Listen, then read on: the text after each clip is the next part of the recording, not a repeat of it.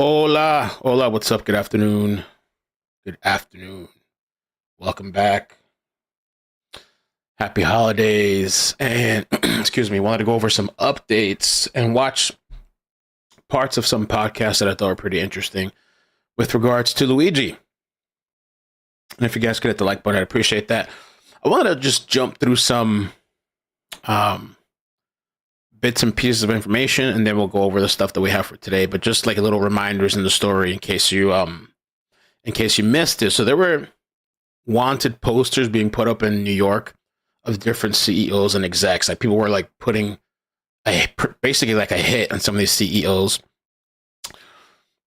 We talked about also already that he considered using a bomb but decided not to.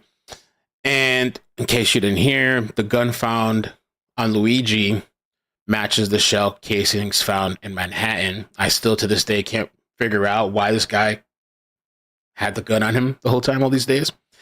And then um where's this thing right here? Oh, so we know that Luigi visited Japan multiple times, and it says here that the suspect visited Japan multiple times this year, and the locals says he loves Japanese culture before going to bash the country months later. Luigi struck up a conversation with a poker player, Obata, June, at a local restaurant, who described the future suspected gunman as very friendly. He's very smart and friendly, and the two followed each other on X before going their separate ways. Later, Luigi emailed Substack Gurwinder Bogal that Japan was the peak NPCville, and citizens display a scary look of free will. NPC is a video game term for non-playable character, which is often an insult made to convey that the person isn't thinking for themselves. So he flipped on him. That was the other thing. Oh, and the bullets that we talked about the other day, not a match. The bag of bullets that was found, a person walking their dog found this bag of bullets. Apparently, it's unrelated. So I guess it's somebody else's. Cops are looking into Luigi's back injury as a possible motive for him going psycho. Though I think it's interesting. One of the podcasts I'm gonna play, they actually talk about this whole mushroom stuff and the effects of somebody that maybe has some type of mental problem. And the morning that he was arrested at McDonald's, he actually tried to get a hotel. This is old news. I'm just kind of catching people up if you missed it. He was turned away at this hotel. The hotel clerk, John Cookless, said that the person seemed somewhat circumspect when he entered in the Horseshoe Curve Lodge. He basically walked in kind of cagey, looking around, making sure he wasn't being watched. Asked if he can get a room, and with no clean rooms available, Cookless told the accused gunman to leave and come back in the afternoon.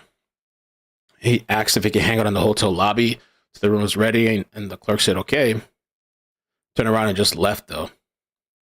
He never took his mask down and okay, my bad. Okay. So there's that. And okay, let's get to some of the newer stuff. Oh, check this crap. Hold on. There we go.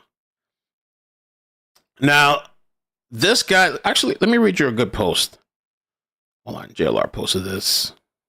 I thought it was a well put together tweet that should be read, and then we'll get to this article.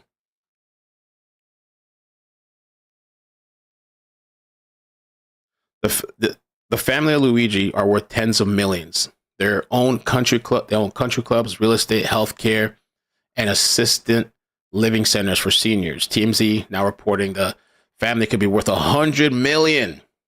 Luigi is the poster child for white privilege and wealth. His family is worth more than Brian Thompson. Isn't that crazy?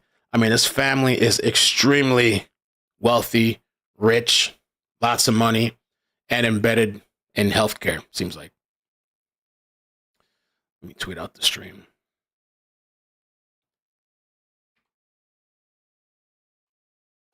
Okay. This was a rich on rich crime. The same people that complain about white privileged defendants getting off easy want this guy using ridiculous hashtag free Luigi hashtags. I read that wrong. The family is pro-capitalist, pro-profits off of healthcare, and the family has even been fined for $55,000 for defrauding Medicare. I had that article here. Let me see. $55,000 in bed with the devil. Lorraine Health Services agreed to pay $55,000 for allegedly violating the civil monetary penalties. Amazing. Maybe he hates his family. Oh, no notification? Did you guys get notifications? Let me check. I should have notifications, but before we get started.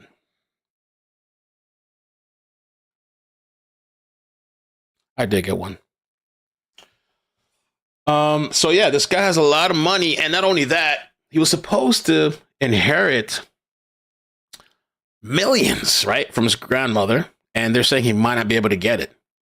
She left behind tens of millions of dollars to her family, but now there's a strong chance Luigi will be iced out after being charged with murder, second-degree murder.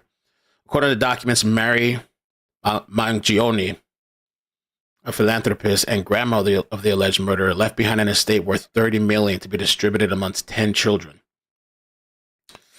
The docs insinuate the number might be much higher than 30 million, perhaps even north of 100 million. Though it doesn't say exactly how much she left behind when she passed away in 2023. Unfortunately, Luigi, he might have just thrown away his chunk of family fortune, because the money was put in a trust where the trustees, one of whom Luigi's father, Luis, have the power to make distributions, but there's a specific provision about being charged with a crime that would seemingly prevent him from getting a penny. Oh, man. How you gonna fumble, man? You could have used that money to fight your cause. You know, I don't know. Get experts, lawyers, all kinds of stuff. The document states that the trustees can withhold the money if the person who received it has been charged, indicted, convicted, or pleads guilty to a felony. Wow. Fumble. Oh, let's check this out. This is from last night. That's News Nation's correspondent Alex Capriello standing by to do the big report for us tonight. So some interesting interaction you had with the inmates from over the... Oh, wait a minute. I forgot to show you something. Before we do that, I got to show you this video. I couldn't believe this. TikTokers, let me get you the bigger screen. TikTokers turned shooting suspect into a dancing trend. Oh my God. TikTokers are at it again, glorifying Luigi. It's called the Luigi Mangione dance trend. I don't want to play the music, copyright music, but I'll show you. This guy, look, you don't get his ass popped. Be careful with this. I mean, obviously looks like a fake gun, but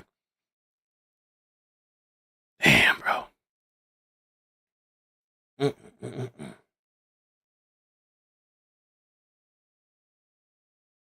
Well, actually, Smucker, I don't know if you're joking. Maybe you're not. I don't know. They're actually calling out for people to search. They're telling there was a Fox News channel that was telling everybody like, oh, check your employees, see if they support the hashtag free Luigi thing, and like you should get rid of them and all this stuff. We'll talk about that later. The chain link. Tell me about it, Alex. Yeah, pretty unbelievable moment. And Ashley, I can tell you at this very moment, I can look over my left shoulder up at the top of this prison wall, see through a window, and see that your face is right there. They're watching Banfield at this exact moment as they promised they would. All right, so let's backtrack a little bit, okay? So earlier today, I was reporting outside this prison wall. So, oh my gosh, I'm not sure if you just heard that, Ashley. That was them screaming. I just waved. Alex, I just waved, and that was the... Can you hear that? Hi, guys. Say hello to Alex Capriello. They said, we got you, Alex. Ashley says hello. I can't believe this. There they are. I can't tell if you can hear this. But I heard Luigi, he's like separated. I think he's in his own, he's not like with the group of people, like out in Gen Pop or whatever. Oh, we can hear it. There you go. Hi, guys. Look up at that window. Let me yell them a question. Alex, hold on. Let me yell a question. God. Guys, if you can hear me clearly, Okay. do you guys have any sights on Luigi Mangione? Just yell yes or no.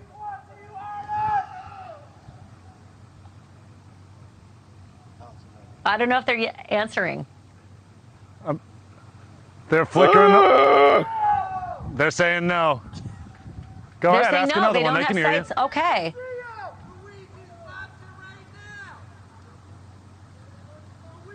You'll have to translate, Alex. All right, so earlier today I was reporting outside these prison walls when all of a sudden I heard my name and I couldn't tell if they were, catcalling me or heckling me. Now be careful, man. Get caught slacking. Or if you guys could help me with the like button too, please. We're only at 240. Get careful, man. I think it seems like the prisoners support Luigi. They like the cause. I mean, I don't know if one of them would try to take the opportunity of like, oh, he's the handsome. He's handsome. I like that body. Get that booty. I'd be careful in there. But I think he's being kept separate. Or even saying my name whatsoever. And so I started reporting on Luigi Mangione's prison conditions as I was finding them out. And as soon as the live shot was over, that's when I turned around and they said, the conditions suck. And so that was my confirmation. Oh my gosh, they're watching News Nation at that very moment. I pulled out my camera, I recorded, and here's more of that interaction. Take a look from earlier today. Luigi's conditions suck! Free Luigi! Yo, free Luigi. Ho, ho, ho, ho.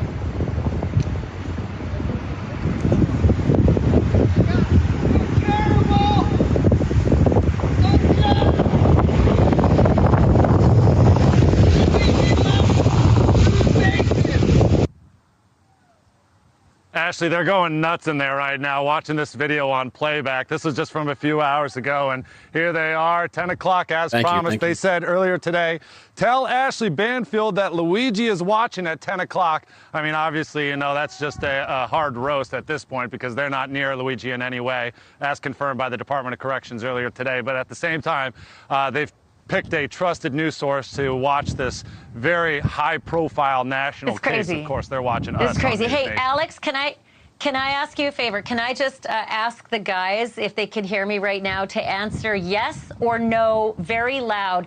Does Luigi have television in his single cell?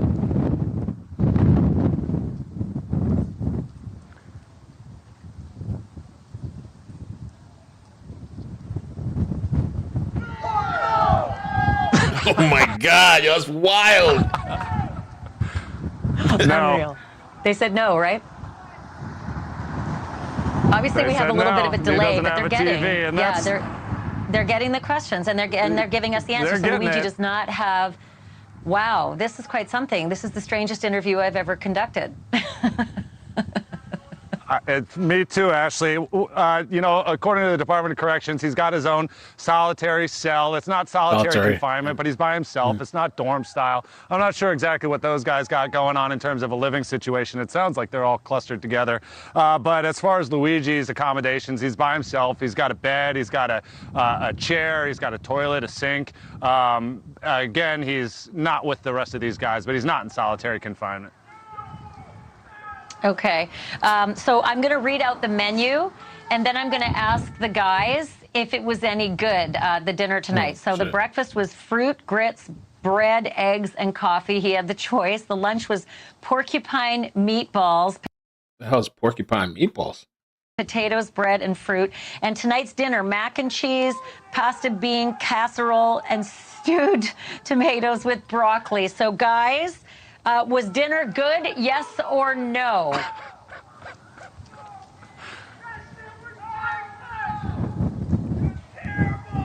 What are they saying? They're saying. I heard terrible. I heard terrible. They're saying heck no. They're saying BS. They're saying terrible. They're saying that's not what they are eating. Oh, man, I totally can't get over this. I'm going to explain what porcupine meatballs are in a little bit, just not right now. Okay, I need to get to some serious business. Guys, you're going to have to just listen to the report up there. You got to give Alex a moment of peace for a second. I got business to do here. It's about your neighbor who's in that institution with you up there. So the Altoona police They say that there were threats made to officers by the members of the public for having arrested Luigi Mangione, and maybe some citizens as well had threats that they're investigating. Have they made any identifications on people who've made these threats to police officers and to citizens? Law. Maybe the McDonald's employees? Thanks for the 5, Lisa. No, and they're considering this all a part of the larger investigation, so they're keeping a pretty tight lid on that. What they do say, though, is that their officers are receiving threats, and also the people at this McDonald's have received threats. That's what I'm not surprised. I mean, I've seen people online talking about, well, we know about the threats. The cops are getting threatened. These people are really ballsy threatening the cops.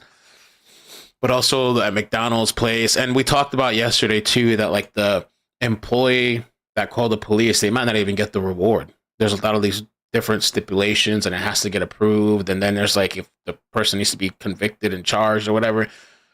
So they might not get the money. I don't know. It's this whole... In fact, I've seen reporting that crap. Maybe even some of these McDonald's employees have been asked to step away for a time just so that way they don't get increasing pressure. And this really all has to do with this sort of fanfare and mythology that's surrounding Luigi at this point. There's so many people online that are supporting him for his actions due to their own complaints with the health. Yeah, some people are comparing him to like Robin Hood. Industry as a whole, or even we've seen some people just commenting on his looks and how handsome he is. And so he's built up this following, so to speak. And so there's threats being made towards these police officers for actually going out there and apprehending him. But then also this McDonald's is now caught in the fire too, because it was the location that he was caught. So much so that it's also received just incredible negative feedback and reviews online. I've seen it plummet, 1-star reviews for this one specific McDonald's in Altoona, Pennsylvania. People saying that it's got rats and just doing whatever they can to sort of... Oh, they're putting the reviews. That's what I read too. I should look up the reviews. God, I forgot the address of that McDonald's. I think I could find it. Support Luigi and you know, bash everyone else that got in the way. Yeah, okay. Other question here about some wanted posters that have shown up all around New York City, putting other CEOs' faces up, other healthcare executives' faces up, saying that, you know, these guys are wanted too, and then putting the big red X over Brian Thompson's. Is there any word on whether this is something more sinister or just, you know, really tacky freedom of speech? Yeah, it's sinister at the very most and distasteful at the very least. These are being seen on parts of lower Manhattan, not just Brian Thompson, but other CEOs of Fortune 500 and mega companies. Basically, it's not hitting or landing very well with the people of Manhattan. Obviously, they're still trying to come to... The thing that I'm wondering about the mother, too, is because they're saying Luigi's mom reported him November 18. We knew that. But supposedly she hadn't heard from him for months. So why wait months to report your son missing?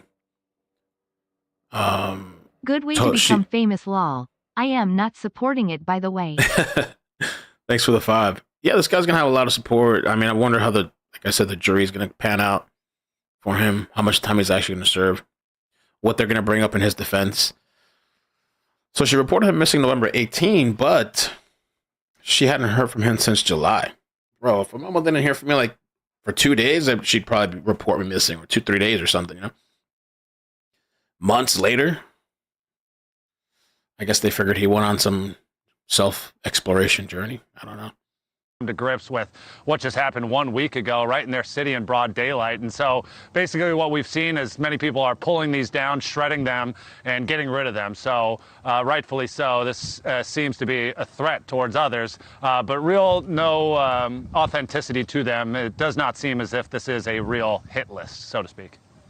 Okay, I have another question for the guys behind you, okay? Can I pop it out there? Hey, guys, don't yell until I finish the question. Go ahead. So the question is about Luigi Mangione. He's fighting extradition, so he's going to be in that jail presumably for a little bit longer, but eventually he's going to end up going to Rikers. I don't know how many guys behind you in the walls there have been to Rikers, but it's a bit of a hellhole. So the question I have for the guys, if you could just yell stay or go, do you think that Luigi should just waive extradition and get on with the process and go to Rikers, or should he stay in that prison, Huntington, with the rest of you guys there in Pennsylvania? So it's either stay or go. Just yell that out. And again, we have a little bit of a delay.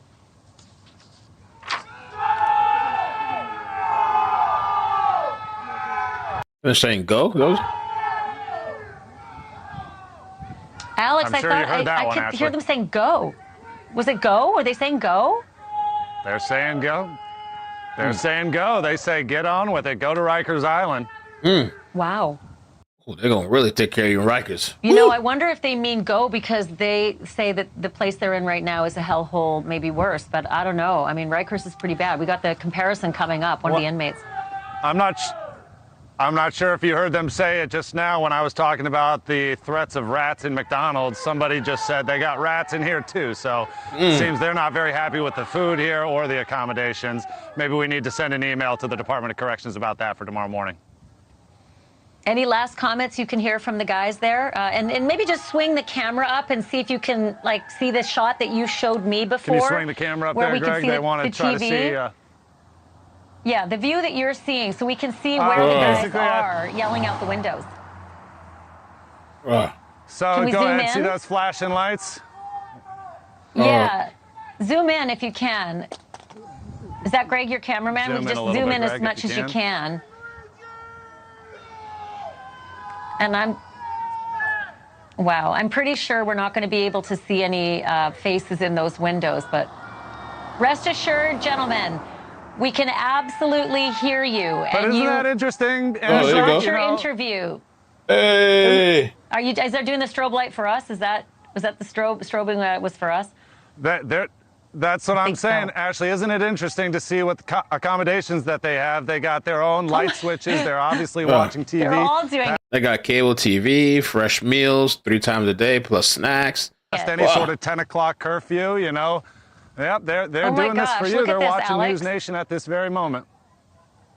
They're putting on that. They're all flicking their cell lights on and off. No, keep the I wonder what Luigi's thinking. Well, let's see. Oh, he's just hearing that in the background. camera over there. I want to see how many there are. That's fascinating to me. Keep the Greg, camera can you over pan there. back I want over? to keep seeing it.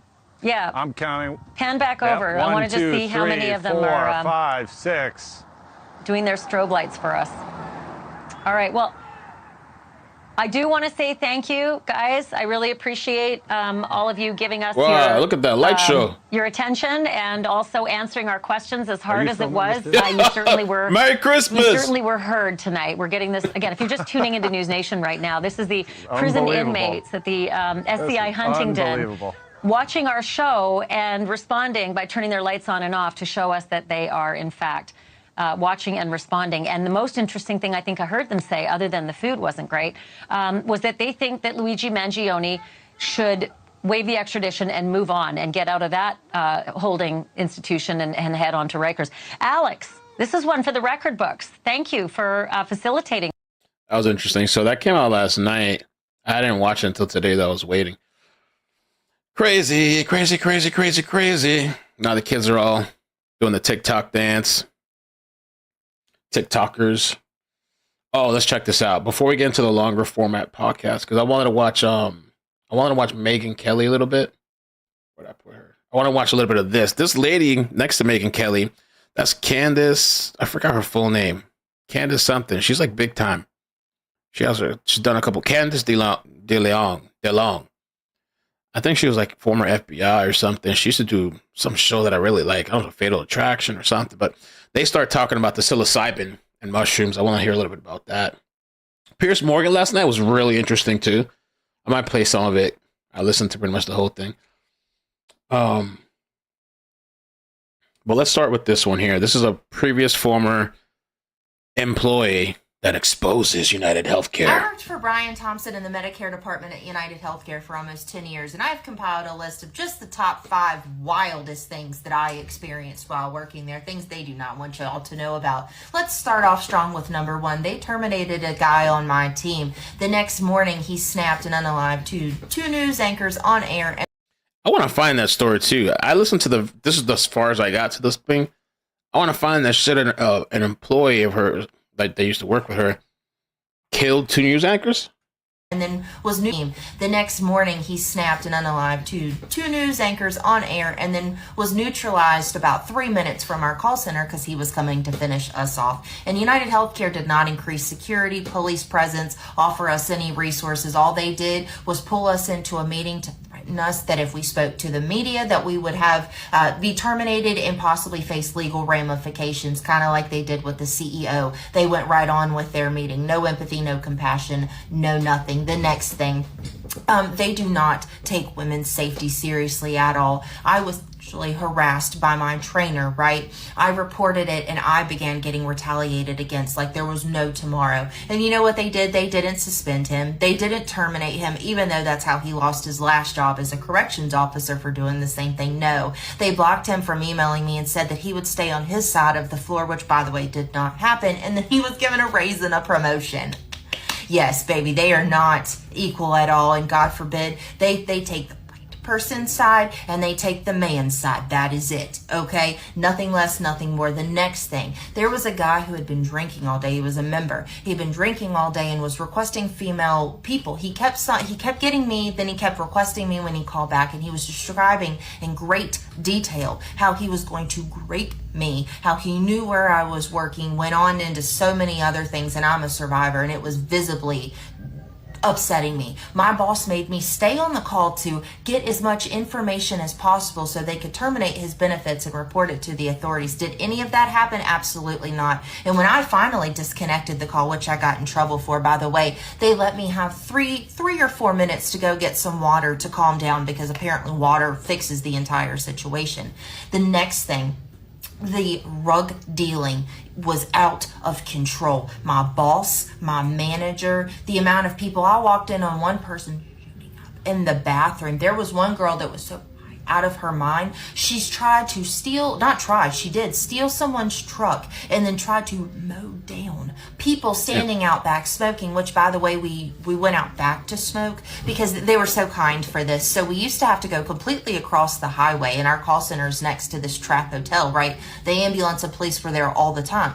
Well, there was a few women that were across the road smoking, and then this van pulled up and shoved 2 women into it and made it somewhat down the road, and somehow they were able to get out. Did they call the police? Did they do anything about it? Absolutely not. You know what they did? They just moved our smoking section to the back of the building where all of the unhoused community would come out of the woodwork literally and harass us and everything else. Like, it was such a bad situation. That leads me to my next thing. They did not want us helping or going above or beyond at all. We were trained to answer only the question that was asked and nothing more. There was a I thought it was going to be like a big expose. I used to get calls like this all the time, but this one was really rough. But this man called me with Lou Gehrig's, just beyond devastated because he could not afford it. The doctor was adamant on him needing the name brand because, again, kickbacks. For the people that think that doctors don't get kickbacks, you'll figure it out one day. But the guy was like, I cannot afford this. We ended up finding him an alternative. It was like $20, XYZ. I got in so much trouble for this. The man sent me flowers to thank me. I got in so much trouble for this that I was taken off of all of my special projects, the escalation line, everything, because I went against my training and helped this man. The next thing and the final thing, my ex was my ex, he was my boss, but we began a relationship and he was very abusive to me, on top of the fact that I found out he was sleeping with half the team and married to one of them, but that's a story for a different day. And when I finally went forward about that, they did not have my back at all. They had his completely because he was the boss and a man, right? And they started watching every little thing I did. Actually, my manager got one of my teammates to start monitoring every time I came to work, every time I left, my lunch, and if I was even a fraction of a second late, they gave me a half of an occurrence because they were trying to get me out the door because for attendance or whatever reason they could, because they wanted to keep their precious manager who was rug dealing to employees and sleeping with them. So, and that's just the tip of the iceberg. Don't even get me started on all the ways they would beat the regulations and screw people over and everything else. Like, and on top of that, just an honorable mention, I would dare to say that 95% of the employees were either on rugs or on anti-anxiety and antidepressants because that job drove us that crazy. Like, I cannot wait till the stories come out about this company because it is far more than just your run-of-the-mill insurance schemes. Okay. All right. What the hell she was talking about? There was an inside email leaked out to this guy, Ken Klipstein. United Health CEO sent employees a memo yesterday, leaked to me, listing messages of support. The first of which UnitedHealthcare workers within a broken system to help as many people as they can. Not exactly really endorsement. So I guess they're sending this out to their employees to be like, hey, man, people still love you guys. People still love UnitedHealthcare. Or look, it's not true what they're saying, or there's just some positivity out there. The days have been dark. Our patients, members, customers are sending phone calls, texts, comments, emails, even offering condolences, gratitude, encouragement, and pouring in. And I thought you might find some comfort and strength in their words below. Please look after yourselves, your teams, and your loved ones. Be assured that we will continue to take every possible precaution to ensure that you feel safe and supported, because you should expect that. We'll be there for you too, says Andrew. Messages of support from the people we serve. I was diagnosed with breast cancer earlier this year, and I have been in treatment ever since. I'm cancer-free due to the incredible care that I received, and it was because I have UnitedHealthcare benefits that I was able to receive that care. I'm thankful to UHC and everyone there who works within the broken system to help as many people as they can. I do not need any help. I just wanted to express to UHC my condolences to everyone in the loss of your CEO. He was a fair-minded leader whom I appreciated very much. Prayers to all of you as you navigate this loss at a very busy time. I'm doing well and appreciate all the help I have received from agent support at UHC during this AEP. I am most grateful, and it has been my privilege to work for UHC the last 17 years. Thank you for your excellent service to me and, more importantly, my clients. I'm grateful. And it goes on and on and on. Thank you so much. Rest in heaven. I don't know why somebody did that, but prayers going up to y'all. Just keep going, because you guys got good customer service, and I like your healthcare, so I'm not going to switch. Ride or die. I've been a member of UHC for many years. I'm very sad about that his life was cut short. UHC has the best coverage above all companies, even though they have the highest denial rates. May you find peace during this sad time, from a loyal member of the UHC family. My condolences on the death of the UHC CEO. So very sad. Okay, you get the drift. So they're trying to, I don't know if they sent this to themselves or it's actually comments and messages people actually sent, you know? But, oh, and they started pulling out some of the merch too. Okay, some of the Etsy merch for Luigi. They're pulling it down the website, except for deny, defend, oppose. That's apparently still left up. So I guess some people are going to lose out on the money they've been earning. Some of the merch has been taken down. Luigi. All right, let's check out Candace. Around with all the advantages, who was a valedictorian of his high school class just 10 years ago in 16, not even 10 years ago in 16, who goes on to complete a bachelor's and a master's at the University of Pennsylvania, not exactly an easy school, wind up becoming this much of what looks like a psycho killer in just a few years. Mental disorders, mental illnesses emerge in the late teens, early to mid 20s. Now, I'm not diagnosing him. I'm simply saying that is a fact about mental illnesses, and it's certainly a good question. Looking at this young man's meteoric rise to success athletically, culturally, socially, academically, and then to throw it all away and appear behavior that is a head scratcher, became a murderer. I think we probably will find something. What does it look like to you? Like schizophrenia? Because you tell me if you're having a psychotic break, and I know, I mean, we've seen this with young men in particular who are guilty of mass shootings, seems to happen between 19 years old and the mid 20s. But like, are those people generally like this guy, Luigi, where you're fine for all the years prior to that? You know, there's no hint that this is going to happen to you. Yes, that can happen. Now, I'm not saying this guy is psychotic. Clinical term means out of touch with reality, doesn't perceive things as they are, possibly hearing voices. We don't know that about him, but the answer to your question is yes. I'm aware of a number of cases, both in my life growing up and then as a psychiatric nurse, caring for people, young people who went away to college, and the expression is came home in a basket. And what happened was mental illness, serious, usually schizophrenia, or sometimes bipolar disorder, emerged where there's that bridge from puberty to adulthood. That's dark. I mean, could that happen to anybody? Because what I'm looking at with this guy is, well, we don't know much about his family, but there's a lot of references to like mushrooms or drugs on his social media. And we did have on Dr. Roland Griffith, who was the guy who really found the clinic for psilocybin and for, these sort of MDMA treatments for people who are depressed at Johns Hopkins. But one of the main things he said, Candace, was you don't do those drugs recreationally or outside of a setting in which a prior family history of psychosis or schizophrenia can be detected. He said, because if we see anything like that in the questionnaire we give our potential participants, they're bounced because it can trigger a psychotic break from which you may not return. I have seen that.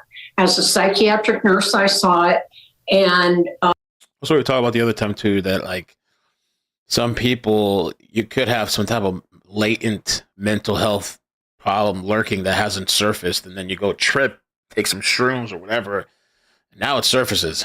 When my son was in high school decades ago, a friend of his did some kind of designer drug, psychedelic drug, became schizophrenic, thought disorder, and it did not have a happy ending. These are very serious drugs. And if somebody has a history, they may not even know they have a history of mental illness of some kind, it can open the floodgates. Are you surprised to hear all these friends coming out and saying, totally nice guy, absolutely didn't see any, and recently, the college friends saying, absolutely no hint of this. And the most they seem to be able to come up with is, well, he had this terrible back injury, though so far no one is claiming he was denied insurance or anything like that, but like he had some terrible back injury. Right, exactly. I'm not surprised that his friends from college, which was a while ago, are saying, gee, we didn't see this coming, he's totally normal. Because when many of these mental illnesses we're talking about emerge, it happens in a matter of weeks. And I haven't seen anyone being interviewed that said they had interacted with him in the last 6 months. Nope. And would it be typical? Yeah, he went completely ghost for months. Do you think? I mean, are you surprised to learn he went kind of underground or went radio silent with respect to family and friends over these past 6 months, to the point where his mother filed a missing persons report for him in San Francisco in November, believing that that's where he was, though we don't know where he was at the time. The most recent report was he was in Hawaii for a period. Well, no, I'm not surprised. A couple of things came to my mind about that radio silence with family and friends. One is that, yes, possibly a mental illness was emerging. But moreover, now that we know what he did last week, he had decided to do it, to kill someone, to kill this person, and he did not want to interact with anyone. For like who might talk him out of it. Yeah. What do you make of? I mean, you're about as expert as they come in the Unabomber. He seemed to admire him quite a bit, and they had some group, like a book club, that they were forming, and it was this guy and two. Yeah, LeBron. They say LeBron stepped away for personal reasons, which is odd. How are you going to do that? Step away from the Lakers, man, for personal reasons. something coming down the pipes with Diddy. Yeah, I heard about that, man. Just getting crazy. Oh, they're buddies. Well, they're all buddy. Look at that. Take that. Oh, let me get the bigger screen. Take that. What the hell?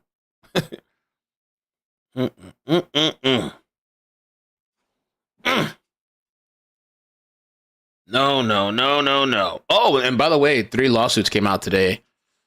3 men. 3 men said that they were R'd by Diddy.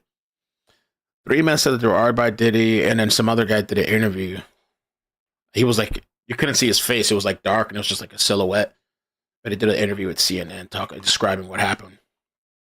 Diddy offered him some drinks and then, forced him and stuff. Crazy, man. It's endless amounts of lawsuits. All right, let's take a break from this for a second. I want to hear a little bit of this from Piers Morgan. What an assassin! No one should be feeling empathy for him. He's a rich kid with a broken brain. There is a festering resentment and anger and rage that I think has to be confronted. And if you are a CEO or a 1%, you don't have to justify any of this, but you have to look at the reaction, Piers. It's a murder debate, not a healthcare debate. People every year in the United States of America die because people like Brian Thompson, who run companies like UnitedHealthcare, deny insurance claims that could have saved the lives of their loved ones. This is someone who had a very privileged upbringing, background, very wealthy family. The CEO of UnitedHealthcare is someone who came from a working class family, went to state schools, didn't go to the University of Pennsylvania. To be clear, you don't have any empathy for him after he was executed. I personally don't. 2 stories about violence and vigilantes in New York City have polarized debate this week, painting a vivid picture of America's divided morality. UnitedHealthcare CEO Brian Thompson was shot dead in central Manhattan. Oh, this chick is nuts. Unfortunately, why I felt, along with so many other Americans, joy, unfortunately, because it feels like... Serious? I mean... Joy at a man's execution? Maybe not joy, but certainly not empathy. Because again, we're watching the footage. How can this make you joyful?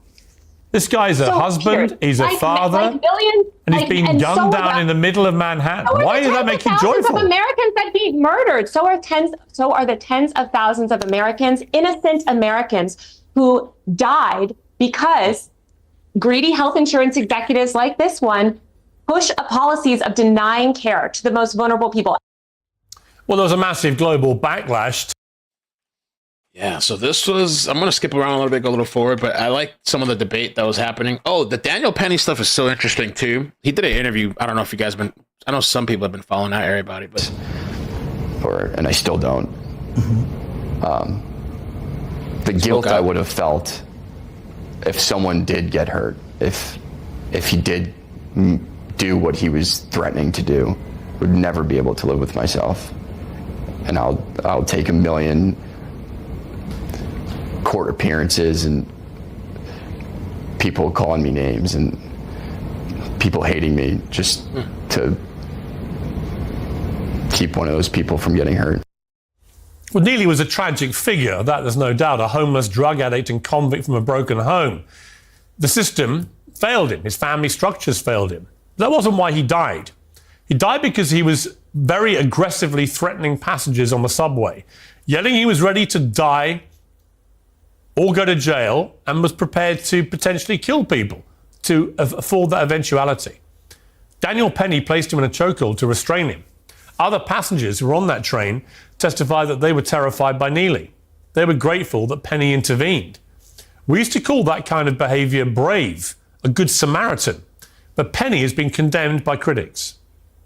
Activist Tim Wise called him a racist, classist, ableist murderer. And on the steps of the courtroom, there was this. We need some black vigilantes. Yeah, so they're calling for violence. It's gotten pretty crazy. They're calling for violence, all this stuff. And I heard too supposedly that the witnesses on kill what? When they attempt to oppress us. Okay. And supposedly, I forgot, because those people on the train testified, and the majority of them, I forgot how many said that they were truly terrified for their life. Brianna Joy Gray, the host of the Bad Faith podcast, And Mujahid Ali, the host of Democracy, for celebrating the death of this executive. To then say that her honest, genuine response to what happened was one of joy. And it was unambiguous. She may have recanted it when she realized what she'd said, but she said it in the moment and she meant it. She felt joyful that an executive, a husband, a father of 2 children, had been executed in the streets of Manhattan. What would you say about that? Yeah, so 3 things. Number one, I can only speak for myself. For one, I can't speak for the panel or anyone else. I'm against vigilante violence. I think it's bad for a democratic society when people, especially in a country that has more guns than individuals, take matters in their own hand and kill unarmed individuals. I think personally that's wrong. Secondly, it's not just a left thing, because Taylor does not represent the left as one person. I'm against the murder of Brian Thompson. I thought it was a brutal, targeted murder. And I, for one, did not celebrate the murder, just like I did not celebrate a violent insurrection against our free and fair elections, where people, some with weapons, attacked the Capitol Police. And then that Capitol Police that was defending the U.S. Capitol and senators was mocked and ridiculed by people on the right. And then finally, I'm really curious, Pierce, and I'm sure you are as well. We have some gray hairs. I have never seen this type of response. The fact that this is the one thing that has united so many Americans. When I'm talking about the response to Brian Thompson's murder, you've seen people from the left, from the right, every ethnicity, every gender, people sitting there. By the way, there was just happened news that came out. Oh, it came out yesterday. A therapist. Be careful who you send your kids to get therapy from. Therapist arrested after being accused of having sex with a minor. She's 54 years old. They gave her a $10,000 bond. And says like she was a mental health therapist. Wow. And engaged with acts with her teen patient in her Miami Beach apartment 8 years ago when the patient was just 15, 16 years old. The defense argued it was consensual, although illegal. Amazing. And instead of having empathy, you see outrage. Sometimes you see celebration. You see people on social media, on TikTok, on Twitch, on Facebook, using their own, face, saying, this is what's happening. And this is where I think we should really reflect upon why are so many Americans, so many otherwise decent people, not necessarily feeling empathy, also sometimes being celebratory over the murder of a UnitedHealthcare CEO. And I think you talked about it, touched upon it. It's because in this country, many Americans, because we have such a broken system where we pay so much money, don't have access to healthcare, are denied health insurance. All right. I got to pause for a second. I'm sorry. Enron's new CEO. I guess he got caught lacking in New York. Look what they did to this guy. They just posted this now, I guess. Holy. All right, check this out. Hold on. Connor! Everyone's back! Connor! Oh, my God! Oh, my fucking God! Connor! Everyone's back! Connor! Oh, my God! Boom! It looked like... Oh. God! Let's take a look at the part. They pied his ass. That was a little old guy, too. Look at Bernie Sanders. Look at that. Waka! He lunged his body into it.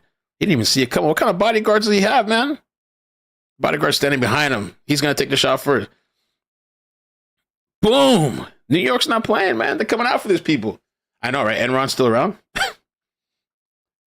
He looks kind of young, too. He's an Enron CEO. We look more into that. Suspicious. I mean, even though the CEOs now took themselves right, they're denied medical treatment. They're denied life-saving medications. UnitedHealthcare has denied 32%, more so than any other company, and they base it on an algorithm. There is a festering resentment and anger. He is the CEO. He's right there. Look. Oh shit! I thought it was a joke. New details released on apparent return of Enron.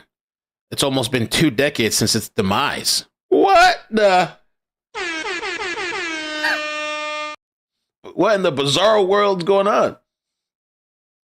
That's from KHOU. Wow. So they caught his ass lacking. He needed to fire the security man. Next time it might be a gun or a bat or a knife or something. Rage that I think has to be confronted. And if you are a CEO or a 1%, you don't have to justify. Thank you so much for the 10, Miss Dog Lover. Imagine if we all went around hemming anyone who has directly or indirectly caused issues to our family. The world would be so much worse. by any of this, but you have to look at the reaction, Pierce, and say, this is what's happening in America.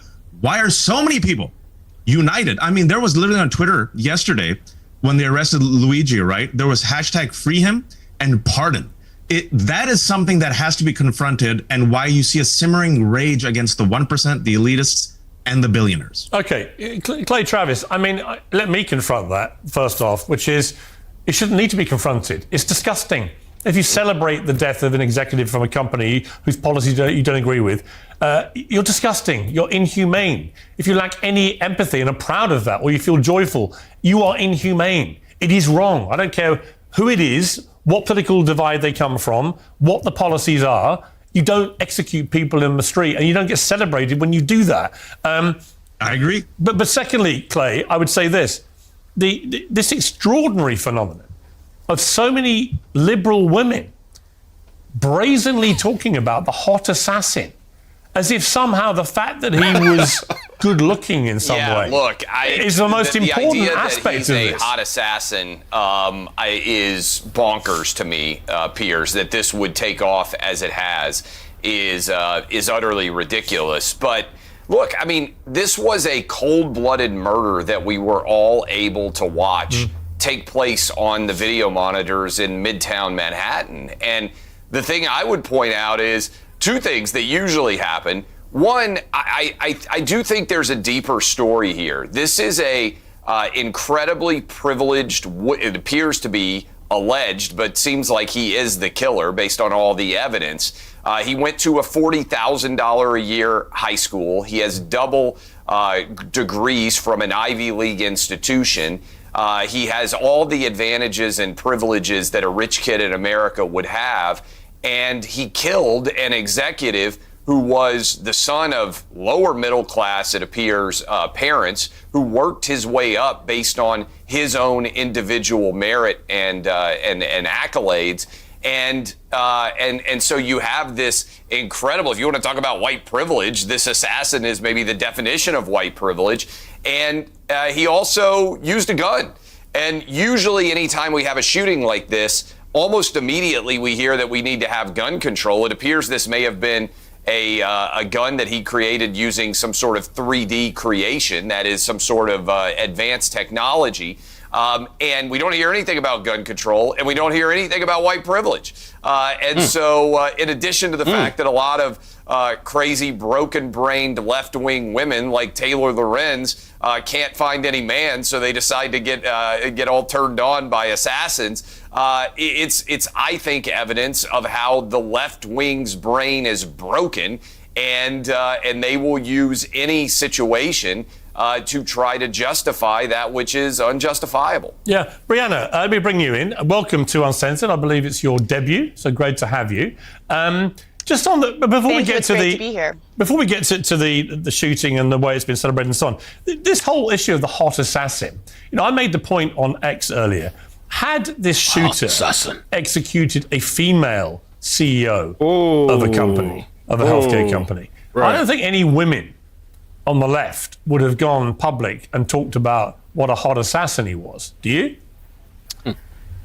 I frankly don't know that that's true. And I also think we can't erase how many men are also thirsting, frankly, after the claims adjuster, or as you have been describing him, the hot assassin, Luigi Mangione. But I think the real point is that both sides of the establishment political aisle are desperate to make this a conversation about something other than the fact that we have perhaps the most perverse healthcare system, or insurance system is a more accurate way to put it, compared to every other similarly wealthy country in the world. The reason you're seeing this outrage and sometimes kind of performative thirsting for the shooter is exactly because 68,000 people every year in the United States of America die because people like Brian Thompson, who run companies like UnitedHealthcare, deny insurance claims that could have saved the lives of their loved ones. And while there were a lot of words spent talking about the real fear of the people on the subway who had encountered Jordan Neely, it's important to note that Jordan Neely hadn't physically engaged with anybody on the subway. Well, I'm going to come to Jordan, just to be clear. I'm going to come to... Wait a minute. Let's separate the two stories, though. You know, that was just an aside. So much such words, passions, empathy was directed in that direction. But Brian Thompson's actual crimes of having a direct connection to mass death and suffering for tens of thousands of Americans on a yearly basis, well, hang on, you said I think crimes. it's going under-examined. Okay, you said crimes. What was Denying, what was the crime? Unfortunately, the United States, our legal system is designed by people people in power who enrich themselves, who don't make denying people's health care that results in mass death. Yeah, but you called it a crime, though. You called it a crime, but it wasn't a crime. He wasn't a convicted criminal. I would define it colloquially as a crime, and the fact that Luigi allegedly took matters into his own hands is because no political system or legal system in the United States of America has been willing to step up. Actually, we don't and even know that, do we? The mass murder that's been executed on the part of the American healthcare system. I would say, look, we don't know really enough about this guy yet. It looks to me like he's a bit of a narcissist. What do you mean? I think he was a narcissist. I think that he was clearly unhinged. I'm not sure that he's the great. She looks like she's offended by what he's saying. Robin Hood. Hang on. Which guy? I'm sorry. Hang on. Luigi, the shooter, or, right? Brian Thompson. The one who shot Brian Thompson, Luigi, right? I'm just not sure that he's this great, heroic guy standing up against the healthcare system. I suspect I'm not talking about that. This isn't about Luigi, who may or may not, he's been arrested, he's been charged. We may or may not know that he's the actual shooter. I'm talking about the public reaction to Brian Thompson's death. No, I understand that. We do know about Brian Thompson. I understand that. We know about UnitedHealthcare, and that's the root of the discontent. That's the root of the public outcry. Luigi is just a vessel through which people are expressing their deep frustrations with the American healthcare system. So the question is, if you don't want murders like this to be happening, assassinations to be happening like this in the street, and I'm someone who does not believe in the death penalty and don't condone these kinds of vigilante instances of violence in either case. But if you want to get to the root of why people are so deeply unhappy, you have to, it resonates so deeply with people that this has happened, you have to get to the root of why there is this deep well of tragedy, despair, and outrage in the United States of America. And that has to do with what Brian Thompson has chosen to do with his life, and what companies like UnitedHealthcare have chosen to do to the American people. But just to be clear, before I go to Natalie to respond to that, do you feel any empathy for Brian Thompson and his family? I have infinite empathy for any individual as a person in their personal capacity. As his role as the CEO of UnitedHealthcare, I'm afraid I'm with the overwhelming majority, bipartisan majority of the American people who say, I'm saving my empathy for people who are much more vulnerable, and have caused a lot less harm. So to be clear, you don't have any empathy for him after he was executed? I personally don't. Right. Okay. Well, at least you're honest. Let me go to Natalie Winters. I mean, I find this staggering. You've got to remember, the left is supposed to be the party that cares so much. All of them have their Be Kind hashtags. All of them have their Be Kind hashtags. It's supposed to be the party that cares so much. All of them have their Be Kind hashtags. They're the caring ones, the kind ones. And they can't even bring it in their hearts to say they find a shred of empathy for a man who's just been executed, who's the father of children, the husband of a loving wife, and so on. I find that just staggering, that you can't, on a human level, have empathy for the murder of someone, but also make your point about the system in which he was an executive. What's your response?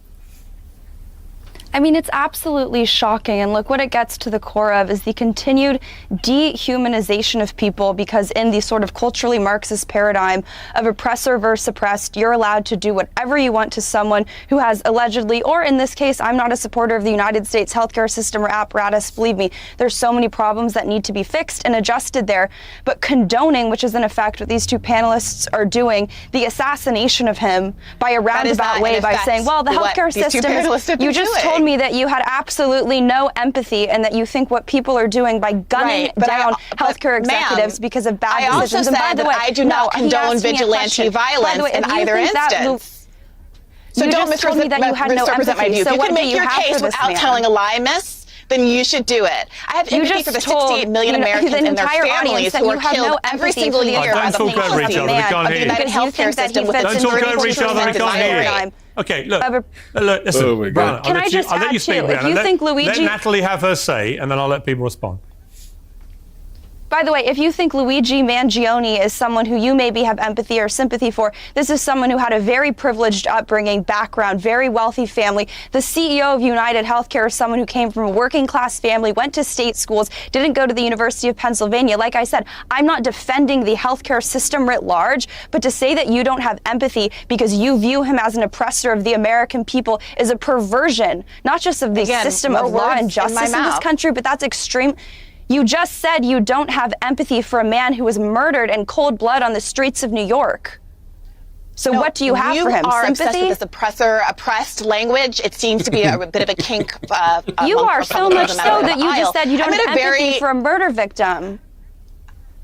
I said, let me be clear. I said, as a person, interpersonally, of course, he has a family, and those people are feeling grief, and those people, as far as I know, are innocent in all of this. But the question is, here's the real question. Why are we asking random pundits, who might personally have been victimized, by the way, by someone like Brian Thompson, why they would have empathy for him and their family, while there's no question being asked about who has empathy for the tens of thousands of Americans who are killed every year by the policies that Brian Thompson has made millions and millions, Clay, tens of millions of dollars off of. Why are we talking about the fact that this 25-year-old, 26-year-old alleged perpetrator went to an Ivy League school when obviously he was still financially precarious, or obviously we don't know, the facts will come out. But the fact that someone who is relatively privileged in the United States of America can still feel so overwhelmed by our healthcare system that they would go to these lengths, that people who are relatively affluent still find themselves in medical bankruptcy, as you so rightly pointed out earlier, Piers Morgan, that 50% of families that have a cancer diagnosis in their family in the United States of America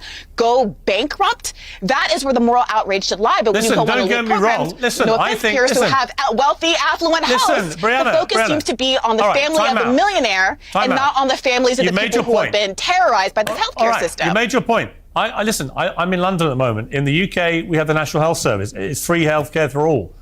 So I find the whole system in America completely baffling, that a country of your size and power and economic muscle can't have a better system where people don't fall through the cracks in such large numbers. I completely agree. But that is a separate issue to the execution of someone in the street. Clay, I could see you were rolling your eyes there. But it's not a separate issue. Well, let me bring Clay in. It is a separate. Piers, I'm in Israel right now. I just been touring a lot of the kibbutzes where there were people who were murdered because they were Jewish. I can't help but see the analogy here. You can be upset with a larger societal issue. It does not justify murdering people because of it. And if you are making that argument, and Brianna is making that argument, I'm sorry, her brain is broken, because what she is saying is, I'm so upset about the healthcare system that I believe that assassinating an innocent person who has never been convicted of any crime in cold blood on the streets of Manhattan is okay. Then your brain is broken. If you don't have empathy, that's not what I'm saying, and the audience is intelligent enough to have heard what I've actually said. You said you didn't have empathy for the killing of a man because you were upset about the larger societal issue of healthcare. That is not any different that he is a person than in his you private saying capacity. when you are I seeing do not what have empathy happens for when the someone is CEO killed because of they're Jewish, that you're not happy about the situation here. Neither do millions of Americans who've been victimized by Brian themselves. A larger societal issue that you don't like. And by the way, this is not a healthcare debate. Yeah, I want to play two. It is a healthcare debate. Hang on. It is a healthcare debate. It's a murder debate. Yeah, it's a murder debate, not a healthcare debate. People are not excited about. Wait a minute. People are not excited about murder. There are thousands of murders that happen. Well, maybe not thousands, but hundreds, whatever, dozens of murders that happen every day in the United States of America. And those perpetrators are not being celebrated by the public. The public right now is feeling empathy for Luigi. They are feeling some kind of catharsis, schadenfreude, whatever you want to call it. So you're feeling empathy for an executioner, but not the person he executed. He's a cold-blooded assassin. No one should be feeling empathy for him. He's a rich kid with a broken brain, probably like you. Okay, I want to play two clips now. I want to play, first of all, a mashup of the reaction to our Taylor Lorenz Joy clip, which has gone very big in America. Let's watch this. That is this ideology. She has joy for a guy getting murdered in the streets of New York. I just feel like saying that you feel joy over someone getting assassinated, like even if you do feel that way, I just don't think it's helpful to say that. She in her mind is like, a man that worked for a company at the highest levels died, so she feels joy. Okay. And now this woman is all over online on her Substack and elsewhere trying to justify this man's murder, and goes on with Piers Morgan on his YouTube show last night. Wow, we have a real problem in this country. The left has a real problem. But there is something deeper, a sickness that is going on in our political class, best exemplified by the absolute nut job, Taylor Lorenz, who used to work for the Washington Post. She appeared on Piers Morgan yesterday, and she said that she felt actual joy when the UnitedHealthcare CEO was murdered on the street. Now, well, John, before I come to you, I want to play Joe Rogan, who interestingly had this take. We showed this already, the Joe Rogan thing. You know, he didn't come out and say he felt joyful, but certainly no great tears being shed. No. Actually, maybe I should play for the people that haven't seen it. It's a really short clip. The Joe Rogan thing. I don't think this guy was a professional. I think this guy, if I had to guess, some guy got fucked over. Apparently that company is really bad on denying claims. 34% denial rate. Normal's like 16. Yeah. Yeah. So those guys. I don't think anybody's going to like be crying too hard over that guy. Yeah, maybe his family, but that's about it. Yeah. It's a dirty, dirty business. The business of insurance is fucking gross. No, Joe, I mean, it's interesting there. Joe Rogan, you know, he didn't come out and say he felt joyful, but certainly no great tears being shed, no great expression of sympathy. You know, as Brianna, I mean, I wouldn't have phrased it the way she did. And I think to admit you have no empathy for someone when they've been murdered is very bizarre. Joe Rogan and I had the same take. Yeah. Well, that's what I'm about to make the Joe point. Joe Rogan and I had the exact same take. Allow me to conduct my own interviews, Brianna, if you don't mind.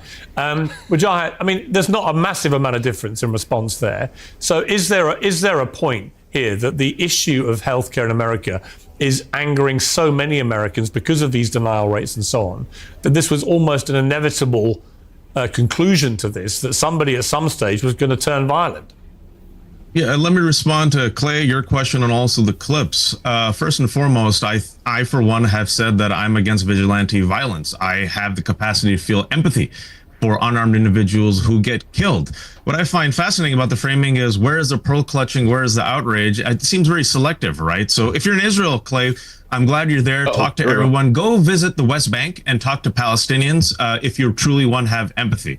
When we talk about framing, right, I think Clay said, you know, just because you're angry about a system doesn't give you the right to commit vigilante violence. I agree. Just because you're angry and you think that Donald Trump won the 2020 election that he lost, it does not give you the right to be part of an incited violent insurrection where you hurt and harm Capitol Police, take a shit in the U.S. Capitol. Some people come armed to assassinate people. By the way, just over the weekend, Donald Trump said he would pardon those people, traitors, violent insurrectionists whom he called hostages. I see no condemnation. I see celebration from the right. Another story about murder, how common it is. Another Daniel Perry, a white man, a veteran. He was convicted, Piers, just a couple of months ago. He was convicted by a jury of our peers for killing an unarmed white man who was attending a BLM rally with his black girlfriend. Governor Abbott of Texas, do you know what happened? The story no one talks about. Governor Abbott of Texas pardoned this man who was convicted by a jury for killing an unarmed white man. MAGA celebrates it. So when do we celebrate and when do we not? And right now, to go to your question, this comment that Joe said and what Brianna said and what I said is the reaction to the murder of Brian Thompson is what I'm fascinated about. It is inevitable, I believe, to answer your question directly, in a country, the most powerful, wealthy country on earth, right? That where we pay more money than any other country for healthcare, where so many people, so many adults, their number one debt, Piers, is medical debt. I had a daughter who is a stage 4 cancer survivor. She 5 years on, she's cancer free, full liver transplant, she's a little diva. A person like myself, Piers, the only reason I had insurance is through my wife, who's a doctor. We're pretty privileged compared to most people. If I wasn't able to get help from my family and friends, I would be in debt. I would be $200,000 in debt. Piers, I had to do a GoFundMe, and that's me, a person with relative privilege. So look at the reaction right now. And I keep telling people, for CEOs, I mean this sincerely, if you are in healthcare, if you're a billionaire, if you are a CEO, if you're a 1%, look at the bipartisan rage from Brianna to Joe Rogan about the healthcare system, where, you know, millions of Americans, Piers, I don't think they're evil. I'm telling you, I've never seen anything like this in my life. I know deeply empathetic people who looked at this murder and said, I feel bad for Brian, but you know what? UnitedHealthcare screwed over a lot of people. Okay. I have a story. Okay. And the system has to change. Well, listen, I think the system has got to change. I totally agree with that. Let me bring Natalie in. I want to pivot to Daniel Penny now, because it really has been a tale. So the Daniel Penny thing, a friend of mine sent me this article. Let me see if I can pull it up real quick.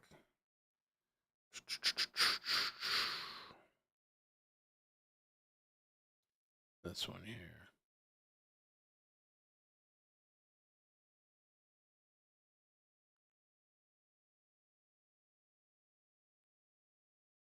Okay, not this one. This one over here. This guy. So somewhat of a, I guess somewhat of a similar situation, but this was a story in New York. And not too long after the Daniel Penny thing, but with this guy, charges dropped against NYC man accused in self-defense, subway stabbing. The Queens man who argued he stabbed a subway rider to death in self-defense will avoid prosecution for this guy. Black guy just gets dropped.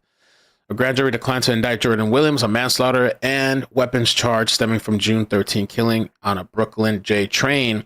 The 20-year-old had been arrested for stabbing to death a 36-year-old Victor Drago.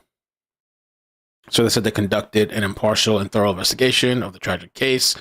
After reviewing multiple videos and interviews with all the witnesses, and the evidence was fairly presented to the grand jury today against Jordan Williams, have been dismissed. All right. So sent me kind of a similar story.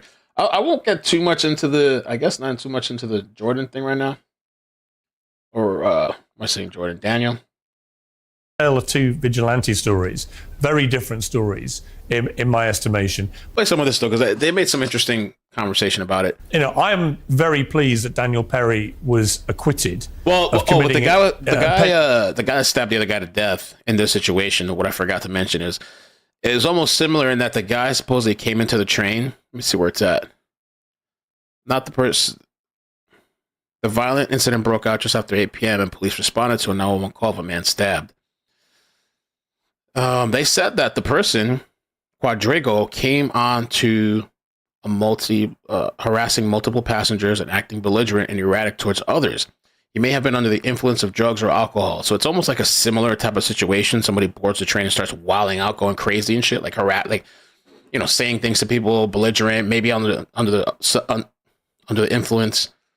And so this guy, at some point, said his girlfriend was being harassed by the guy, and so he stabbed him to death.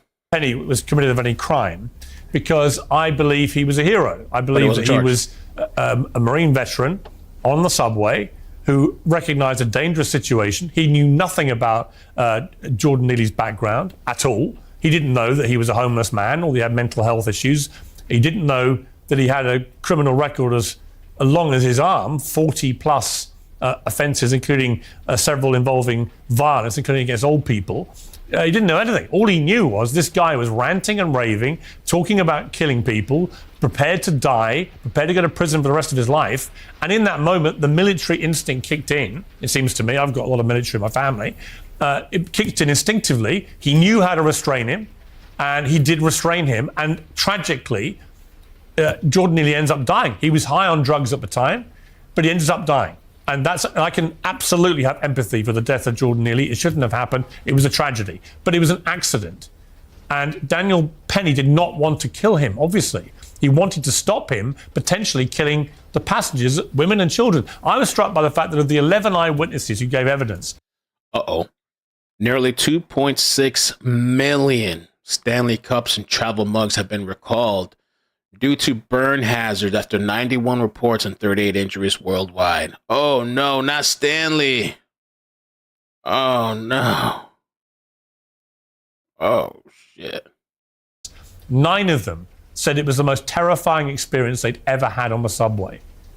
Not what Daniel Penny did, what Jordan Neely was doing before Daniel Penny apprehended him and and got him under control. So I don't understand how anyone who looks at this with a logical, common sense brain could possibly construct any argument that says this is the new George Floyd, This was a white supremacist, as they called him, a racist who only picked on Jordan Neely because of his skin color. And by the way, the system betrayed Jordan Neely and all these things.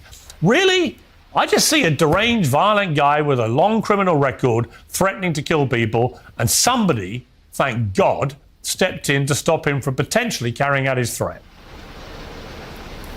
You also don't see the systemic violence. Oh, sorry. Well, hang on, Rajai. This is for. No, I'm sorry. Natalie, I will come to all of you. Don't worry. I will come to all of you. No, it's the same old tired playbook that they've always been using. I mean, it's just race baiting. In this case, they're effectively, I think, trying to start a race war. If you look at the way from NAACP to BLM to left-wing outlets have framed this, they always portray the man who died as some Michael Jackson street performer and Daniel Penny as, a former Marine, right? You can see it in the analytical way that they're approaching this. But I think it even is something that's much worse than this. And what I mean is that you have progressive elites who have pushed soft on crime, that's an understatement, policies, proposals that lead to the continual release and bailing out of people who've been arrested on 42 separate crimes, including attempted abductions of 7-year-olds and beating up and trying to harass elderly women and men on public transportation. And as a result of those horrible policies, average working class Americans, the same people that I think these two co-panelists would probably say that they have a lot of empathy for,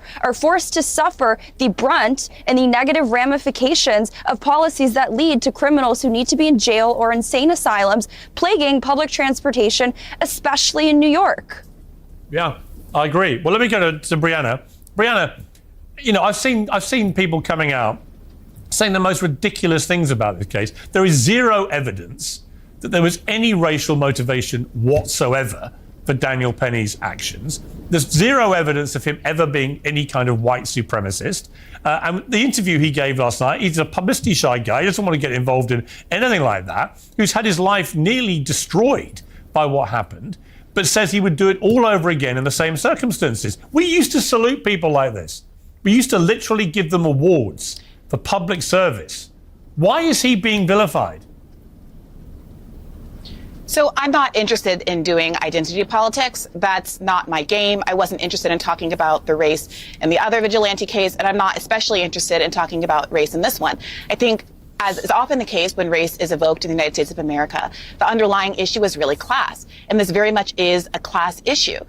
This is a person, Jordan Neely, who was clearly in the middle of a mental health episode, who was loud, who was threatening, who was making very grievous threats that I think sincerely scared people in the subway. Look, I'm from New York, Piers. I know what it feels like to feel intimidated by someone who is having some kind of mental episode or is just a violent person in a subway car. And I think it's legitimate to feel afraid, to want to move to the other end of the car like so many passengers did, to want to get off at the next stop, to even call the police. I think what's really unconscionable is that New York City has a $6 billion police budget, and there never seems to be an officer who's actually trained to de-escalate these kinds of situations in the car where they need to. They're out standing at the turnstiles trying to spend tens of thousands of dollars of salary to catch subway evaders who've stolen $2 in change by jumping over a turnstile. I think the critical issue here is the question of how Penny intervened. I think the idea of wanting to intervene to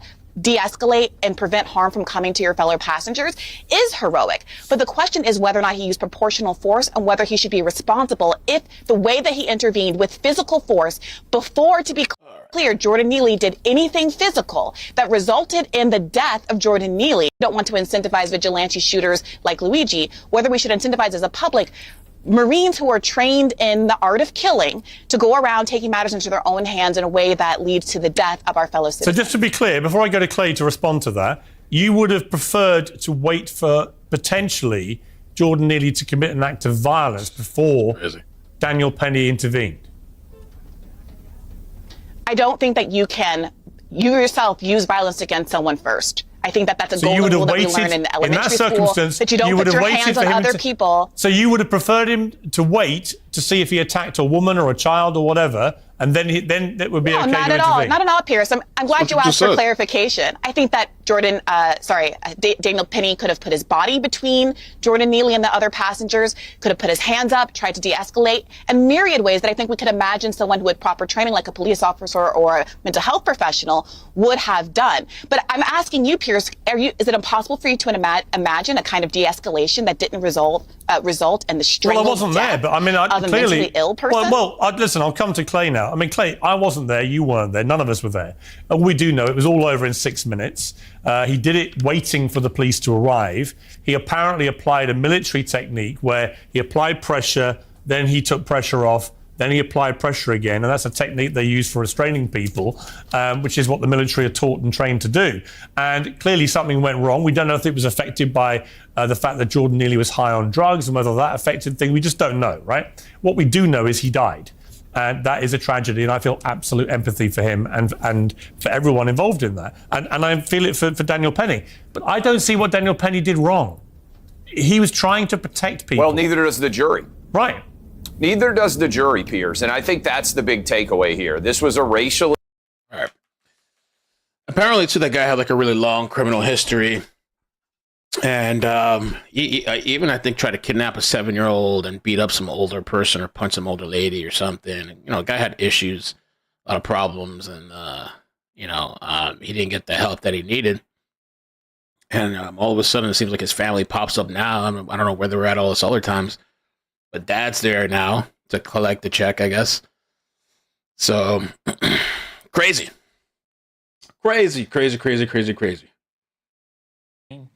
Is also really important.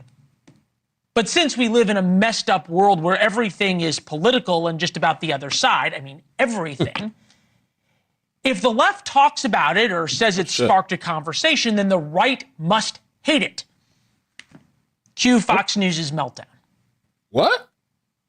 They're now literally cheering for the cold-blooded killer accused of murdering UnitedHealthcare CEO Brian Thompson. You don't have the right to go out and kill somebody and take, vigilante justice into your hands. So I think it's really disturbing to people across the country. Liberal wackos are treating suspected killer Luigi Mangione as a folk hero. Mangione isn't a hero. He's a zero. Those who brush off his newfound folk hero status as wackos are missing the point. Just like the left called Trump supporters garbage Nazi deplorables who cling to their guns and religion, Mangione managed to tap into a deep-seated anger that Americans on both sides of the aisle are feeling. Health insurance costs are outpacing inflation. This chart shows the last 20 years. The green line is insurance. The black line is inflation. It is about as unevenly matched as you can imagine. And the result is American families cannot afford health care. In fact, soaring health care costs are the #1 cause of bankruptcy in America. 62% of the 2 million personal bankruptcies filed this year are because of medical debt. It's not just health care. Yesterday, the Wall Street Journal headlined, "Wall Street is betting billions on rental homes as ownerships slip out of reach." Wall Street's buying up homes and forcing American families to rent from them rather than achieve the American dream of home ownership. So yeah, people are angry, not just about healthcare. They're angry that America now seems fundamentally unfair. These feelings aren't new. More than 2 years ago, we told you there is now an aristocracy in America that is something that had never existed before. And yeah, the rich should be worried. Just ask the French and Russian aristocracy. It did not work out so well for them. Fighting back against unfairness, even if it is fundamentally wrong in the way it was done, hits a nerve. Murder's wrong, but we should not ignore or vilify or show scorn for the response to it. In fact, Senator Elizabeth Warren told the Huffington Post, this is a warning that if you push people hard enough, they lose faith in their ability of their government to make change. They lose faith in the ability of people who are providing health care to make change and start to take matters into their own hands in ways that will ultimately be a threat to everyone. We're seeing it. It's wrong what happened, but we need to understand why. Many people believe the book Delay, Deny, Defend, Why Insurance Companies Don't Pay Claims and What You Can Do About It influenced the suspect. In fact, the bullets used to kill Brian Thompson had almost those exact words written on them: deny, depose, defense. So, that book is now ranked top 3 on Amazon's bestseller list for nonfiction books. In fact, you might want to look under the tree this year. It is now on the list of the most gifted holiday books this season. Might be a good gift. You guys think? The American people are angry, and rightfully so. They feel the system is rigged against them. That's why they elected Donald Trump. Yep. And that's why an assassin is now treated like Robin Hood. Begin tonight with Batya Ungar-Sargon, opinion editor for Newsweek. Good to see you. Author of Second Class: How the Elites Betrayed America's Working Men and Women. Judge Thomas Malcancer, who just wrote in Newsweek what the outcry against UnitedHealthcare tells us about Musk's Doge. Great to have both of you with us. Thank you. I want to start, Batya, with you. You told us that the number 1 or number 2 issue that you heard from working class voters was health care. There is an anger.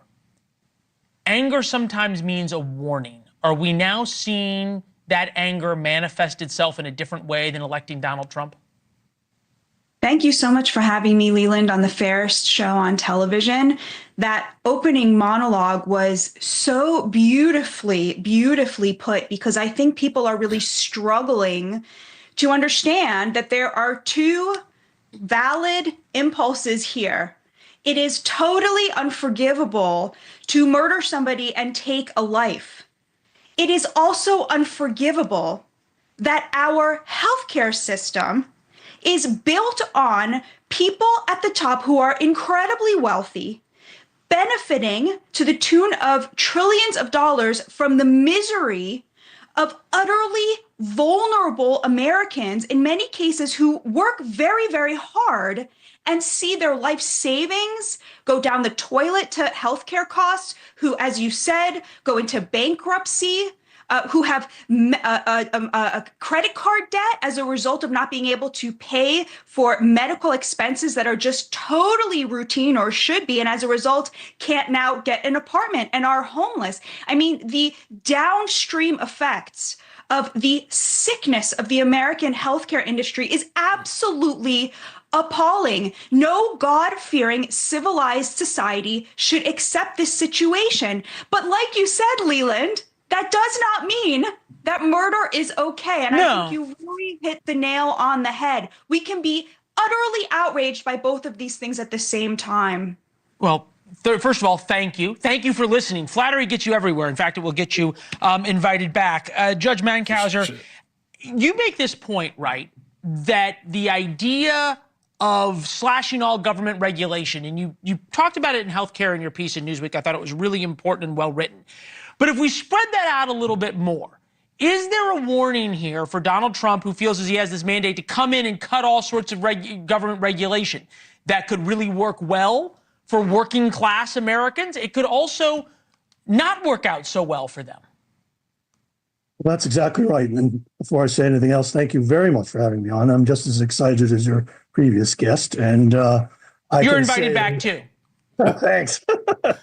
So I think that there's a real danger here, because I think what happened with American voters is they saw that the government system was not fixing the problems that they wanted fixed in healthcare. And so in a rebellion against it, they voted for some people who were going to make the problem even worse. And I think that's what we can expect from the whole Doge concept, because it's about deregulation. It's about getting rid of agencies. The federal government has already pushed most of the regulation of insurance for many years back to the states and just stayed out of the way, even though the federal government does have the power, and certainly the Federal Trade Commission has the power to do something about these ripoffs of bogus denials and the rest of it. And yet, so what we're going to do is accelerate the trend away from doing anything to help these people who are being fascinating. Treated. Fascinating. When you interviewed Americans about their trials, their tribulations, working class Americans who felt as though they had been forgotten, you picked up on the anger that elected Donald Trump. What mandate did Donald Trump actually get, and how much is their allegiance to him versus this concept that somebody can make their life better? Apparently this was in Italy. Check this out. Some graffiti.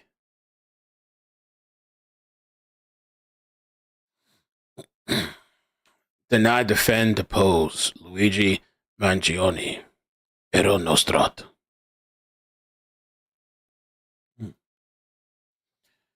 K-Dubs, how you doing today? Thank you for the 10. It says Luigi Mangina is mad because of a limp noodle. Oh, hell no. Hell no. We did cover that article that was interesting yesterday about they were talking about some killers that aren't able to, have sex, frustrated and angry. Honestly, Leland, working class people, I did not encounter anger. I encountered a lot of despair and hopelessness. I think that a lot of the people lionizing the shooter are people who are part of the kind of leftist elites in the way that they talk about it, because it's such an insult to struggling working class people who have such a heavier burden and would never dream of picking up a gun and shooting somebody over something like this. They felt very, very forgotten and erased and hopeless, like filled with despair. And I think the mandate to Donald Trump was, fix the economy, get the sort of radical left stuff out of our kids' schools and make our lives better. I think people believe that if they are making more money in the marketplace, that they will then be better consumers in this healthcare marketplace, which is effectively what it is. Now, as the judge says, I don't know if that is actually accurate. I hope that Donald Trump is not going to cede all of this to RFK Jr. and instead is going to hear the pleas of the American people that the system needs to be reformed immediately in very serious ways. Yeah, look, John Kennedy, right? That we cannot save the fewer who are rich if we cannot help the many who are poor. Judge, at some point... Let's take a look real quick, too, at Luigi's Give, Say, and Go. What's the status on that? Let's see. He's raised now... Okay, they got $54,000 so far in the status, or the fundraiser. They try to do it on GoFundMe, but GoFundMe took it down. It goes against their policy. So they got 50 racks, closing in on 200,000. This is a preemptive legal fundraiser for the suspect, even though it's funny because he has all the money in the world. I'm sure his family's going to pay for everything, but it's kind of interesting because he definitely has the funds. His family does. They got a lot of money. And people are giving a little bit that they have to a guy that's wealthy. Amazing. But I guess they believe in the cause. On this, Luigi's mailing address has been made available, and we're writing him an open line of communication. In future letters, we'll be sending printouts and selected comments from this fundraising page. All proceeds will be sent directly to Luigi, or if he chooses to reject the funds, they will. What?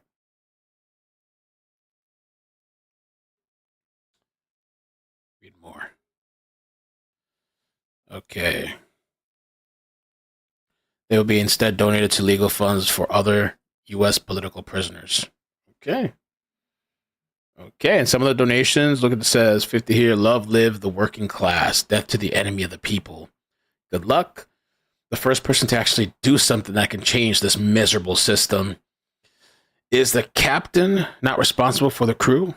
When the captain / CEO orders the crew to murder through delayed denial and other subterfuge, should there not be accountability? Antitrust exemptions plus two-tiered justice system shielded with the CEO murderers. Citizens United helps bribe fund both parties, preventing legislation. Okay. With the profits over patient care should be a crime. We need universal health care in the U.S. Without drastic action by a few brave souls willing to put themselves on the line, nothing ever changes. Already change is happening in healthcare because Luigi's actions is forced to look at the ugly image in the mirror. Hopefully we have a case of jury nullification. Greed is out of control around the world. I also want to put my money where my mouth is. Okay, well, people supporting the cause, man. People supporting the cause. He got left a big inheritance. Yeah, well, he got left a big inheritance, but he might not be applicable for it because they're saying that she had a clause in there that if you commit a crime and you're convicted or whatever, that you're not eligible to get that money, the millions and millions and millions of dollars. The millions. So a lot of support. I had lower back issues since I was 10. It's lifelong. I strengthen my back muscles every day except for Sunday, or the pain comes back. Pain meds don't work after a while, and I always needed some more, so I stopped. May God give you the mercy. And if it's best if your comfort is family that's lost a father. Okay, man. So there you go. A lot of support. There's going to be a trial, and you can tell by this guy having his little outburst as he was led into the courthouse in Pennsylvania that he wants this stage to talk about this issue. Doesn't seem at the point where he's going to become some hero that the jury's going to let off, but it got me thinking that if this was a little different situation, if this had been the father of a child who had died because they had been denied health care, it would be a very different case. And there'd be a lot of other conversations we are having now. Prosecutors in New York at some point are going to have to prove this beyond a reasonable doubt to a jury. Is there a chance of jury nullification here based on what we're seeing from the reaction? What's interesting, you just had the not guilty verdict in New York with Daniel Penny, and some of the people who were very upset about the death of that person in that case would say that this was kind of a jury nullification. I'm not sure if it's true in that case. I can't imagine it in this case, since you have an even more startling video in this case of a pretty cold-blooded act, a very thought-out act. Now, in the case of the father that you mentioned, sometimes people simply lose control of themselves, do something spontaneously. Yeah, that's not this. No problem. That doesn't seem to have happened here. Okay, that's a fair point. But I'm going to give you the last word here. There's a second part of people who should understand the anger in the American people. And look, despair that you point out to in many societies, hopefully America is better than this, but has turned to anger very quickly in the past. As I said, and I said it back in 2022, just ask the French and the Russians. When you have an aristocracy and people feel the deck stacked against them, and it feels fundamentally unfair, people fighting against unfairness somehow become heroes. Are you seeing that realization yet by ... the elites that you talk about, of this warning of the danger of making things unfair? I gotta say, Leland, I don't think it's an accident that this kid is a private school kid who came from wealth, who came from means, who has multiple degrees. That entitlement, that rage, that, how dare things not go the way I want them to? You don't really see that in working class Americans. We are the most amazing country on earth. Yep. I just don't feel that violence is there in the American people. I don't. And almost, I'm happy that there isn't more political violence, right? But at the same time, this is why they get screwed again and again and again, and why nobody ever listens to them or feels accountable to the American people, because of this good-hearted nature that they have. Well, that's where the hope is, right? Of just the goodness of hardworking Americans. And we'll leave it there. Thank you both. All right, that was interesting. I wanted to look at this thing right here, too. Something about a bail bond. Prominent New York bail bondsman insight. Let's see what he had to say. What do you got to say? Okay, Amber says we do have Ira on the line, but it's a little complicated, so we're going to bear with her. Remember what I was saying earlier about this being live? This is the fun of it. You get to kind of just see behind the scenes when things aren't going well or right. What happens? Fortunately, we believe in Amber, and she's going to pull us through this with our interview here. We had this interview set up, and again, by no fault of anyone. Sometimes interviews fall through at the case. Yes. Okay, sounds like you might be near the ocean, but we can hear you. Just like all of us, you have been, I'm sure, drinking from this information fire hose the last week or so. The suspect, Luigi Mangione, arrested at the McDonald's in Pennsylvania, and then everything that's followed since then. Now, you are a bail bondsman Tell us a little bit about what you do, and then I guess most importantly to this segment, how you're connected to this case in particular. Well, I'm a bail bondsman. What I do is I write commercial bail to get people that are incarcerated out of jail. I've been doing it for 25 years. I've done some major high-profile cases, such as Harvey Weinstein, Conor McGregor, Plaxico Burress, Ja Rule, and some others. I also own a private security company, which we have been contacted recently to start to do some executive protection for some high-ranking CEOs that is going around right now, which a lot of CEOs right now are very nervous, or high professionals are very nervous to have private security in the future. And tell me a little bit about the connection that you will have now. You're part of a team that is connected to this case. Is that right? Well, I'm not really connected to the case at all, but I've been writing bail for 25 years, and I deal with most of the high-profile attorneys that are in New York as we speak and all over the country. So I assume that when this thing does go down and this gentleman is extradited to New York, I will know or be affiliated with one of the attorneys that will be possibly handling this case. And I apologize, I'm learning about you in real time here with everybody else. But, you know, a job like yours, I would guess, is difficult. You know, you day in and day out are coming in contact with and even for a short time are helping people who are suspected and charged with sometimes really horrific crimes.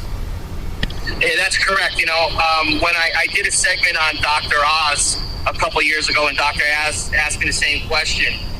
You know, I try not to get too involved and get close to my clients. I'm just part of the criminal justice system that, you know, gives somebody the right to make bail. In this case, I don't believe that this defendant will be able to get any bail based on his charges and based on the evidence that's there. I know he's going to fight extradition, which will take a while to get him here. I know that the DA's office in Manhattan has been working pretty strongly with the governor's office to try to get a extradition warrant to get him here as quick as possible. Right. Yeah, we know that's going to be a little bit delayed.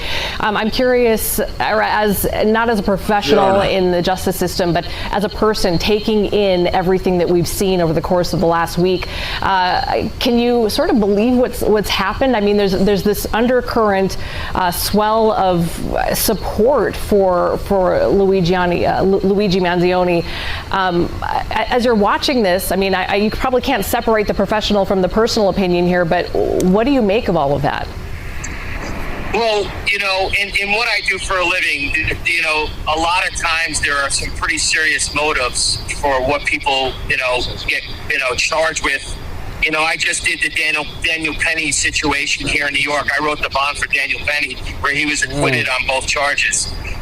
In this case, and this young man has allegedly been involved in some sort of accident for his spinal cord, and he was very, very angry at the healthcare system. But that, in my opinion, does not give him the right, if he is found guilty or he is involved in this case, to go out and take someone else's life and use that platform, which he's using right now, to go after the healthcare situation. There's other ways and other platforms he could have went about to do this. I mean, there's a man that was killed and he has a family and children. And, you know, in what I do for a living, I deal with some pretty serious people and some serious crimes. And, you know, I feel the same way. There's always different ways to go about it. But again, as a bail bondsman, you know, you're just doing your job. And if this, you know, someone gets the right to bail, to give him. Okay, man. Let's see what else we got here. NYC received over 200 tips after the photo of the smiling CEO assassin went viral, but none of them mentioned Luigi. Blood is thicker than the viral surveillance image of suspected killer grinning at a flirty clerk. NYPD Chief Detectives Joseph Kenney told Your World host Niel Cuavto that of more than 200 police tips received in this case, none of them named Luigi. Also, they're saying that assassin Luigi Mangione takes the lead in the 2028 Democratic primary polls. Amazing. Maybe he might be next to run. I think you have to be a certain age. Luigi. Oh, look, be careful. They're going to come for you. To be careful, some of y'all with the jobs you have. If you are an employer, if you are a boss, if you are a teacher, if you are in charge of admissions, anywhere in this country right now, check your employees, check your children, check the social media of anyone over which you have control of their employment, their education, their influence, to see if that they have participated in this, in the online hailing of an alleged murderer, because that is sickening. And the whole point is, don't give it oxygen. Right? You know, if you want to make jokes on your private time, fine, do whatever. I don't need to see. She mad. She mad. So they're saying if you're talking about it, and you put in a hashtag Free Luigi and all that stuff, she's talking about it. If you have employees or whatever, go find them. People's private texts on a late night show proclaiming to be funny. But what I do need to see is a celebration of life of a man whose life was taken from us by a. That's true, K-Dubs. That is a lot of assumptions. You're right about that.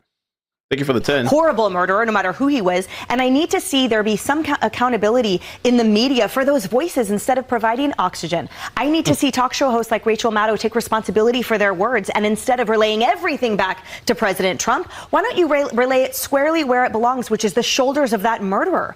He is not to be celebrated. He is to be blamed.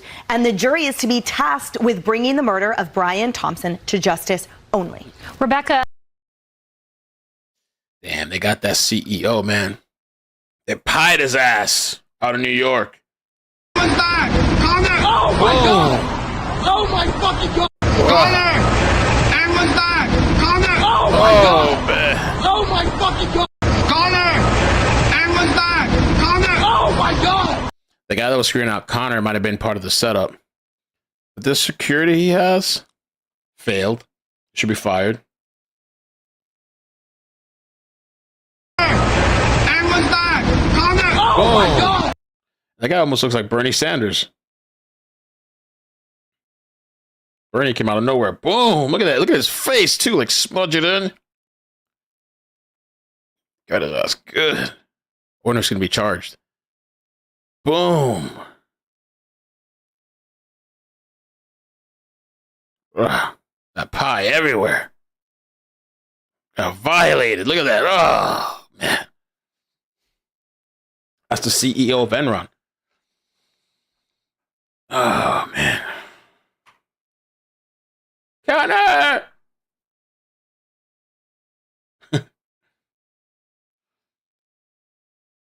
Saint Luigi. Somebody already had this thing going. I guess merch or something. A candle in the name of Luigi. Protect us from corruption.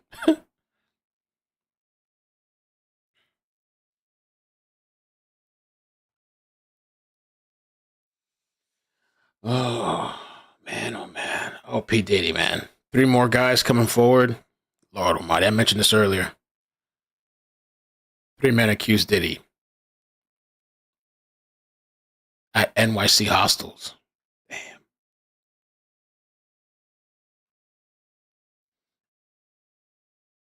So Enron, if you look in the news, it's actually back in the news again. I just showed the article earlier. Enron. The Enron CEO, his name is Connor Gatos. Believe it or not. Connor Gatos. Where's that article I had?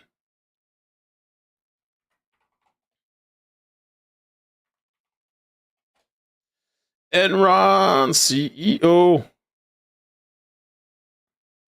That's him right here. New details. Release and apparent return of Enron. Been more than 2 decades. The CEO's name is Connor Gatos. Oh, damn it. Let me do the other one. Well, new information this afternoon about the supposed return of Enron, the company revealing its CEO today, along with its mission. The company's website says the new Enron aims to build technology that inspires the future, and Connor Gatos will lead the company. He's a 28-year-old who helped write Birds Aren't Real, a satirical conspiracy theory. In a video, he acknowledges Enron's sordid history and said what this new Enron is about to release is, quote, truly groundbreaking groundbreaking. In addition, a countdown clock is now ticking down to a, quote, power summit slated for January 6th. Earlier this month, the website popped up alongside a billboard off the Southwest Freeway showing the company's logo and the words, "We're back, can we talk?" But the site's terms and conditions say the information on this new Enron website is First Amendment protected parody, represents performance art, and is for entertainment purposes only. Yes, they got a countdown on the website, 25 days. Let's talk. We're slipping with that security, man.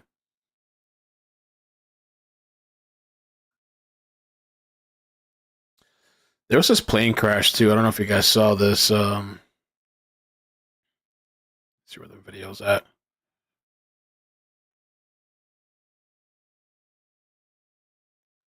Here it is, the video.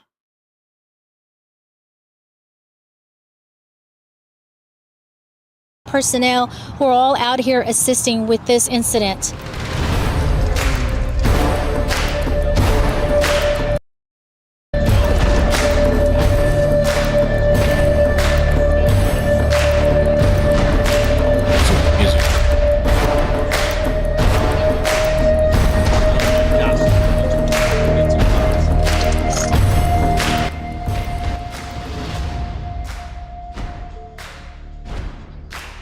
People sustain non-life-threatening injuries. Oh, well, one chance for treatment.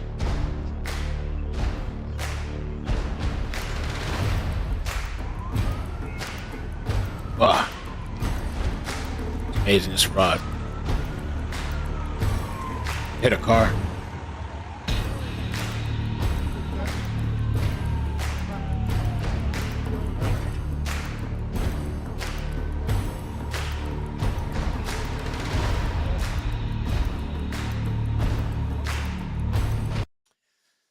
Well, they're saying also that Biden granted clemency to 39 individuals, including Jin Shaolin, a Chinese national previously convicted of possessing over 47,000 files of child videos. Is that what they're saying?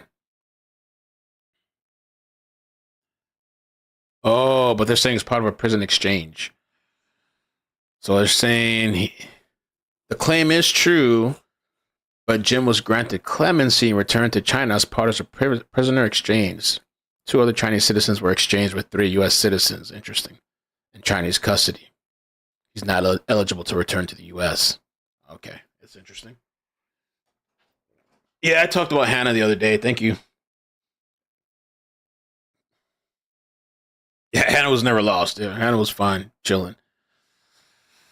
All right, I guess that's it for now. If anything pops off, I will jump on. There is this other lady too that I don't know if you guys heard about this lady named Lily Phillips.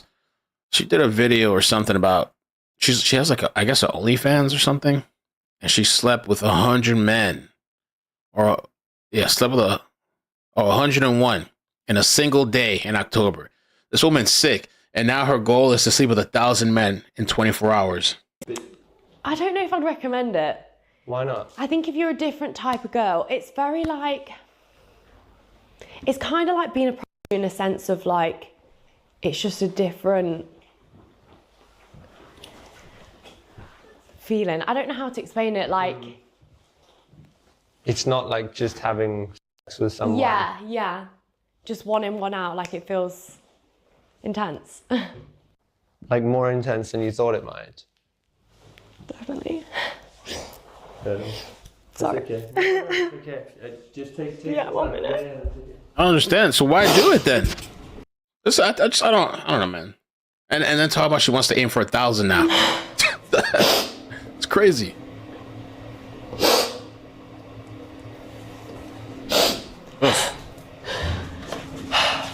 It's not for the weak, girls.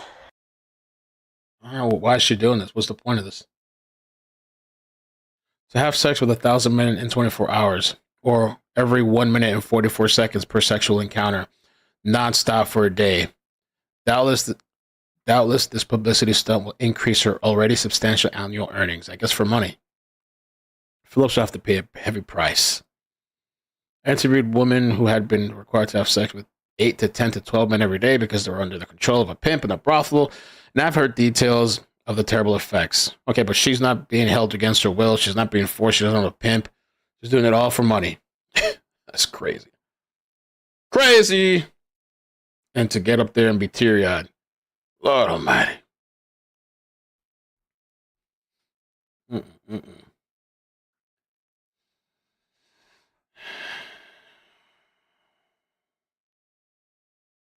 Thanks. Thank you. I wonder if you told me how to say your name. I think you probably did before. Zakiwa. Alexa. Let me see real quick. Is there anything else quick in the news? They stop. Alexa, stop. Okay. Started playing some music. YouTube TV prices are going up. Enron CEO now is celebrity mistaken in viral claims. Oh, it's not an individual threw a pie at the new CEO of Enron during an event in New York City. Social media posts have inaccurately claimed or humorously suggested that the Senator Bernie Sanders was responsible. It did look like him, though. I said it as a joke, but that shit did look like him. Senator Bernie Sanders was responsible, which is not confirmed. Representative Alexandria Ocasio made statements regarding the perceived violence, but these comments were made in a different context, unrelated to the pie throwing event. It does look like him. That would have been gangster. If Bernie went out like that, man, boom.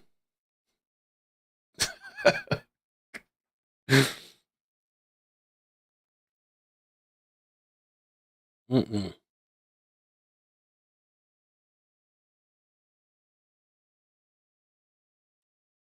I didn't even really try. Kind of. Well. All right, I'm out here, guys. I'll catch you later. Bye. Thanks for hanging out. We'll see what happens today.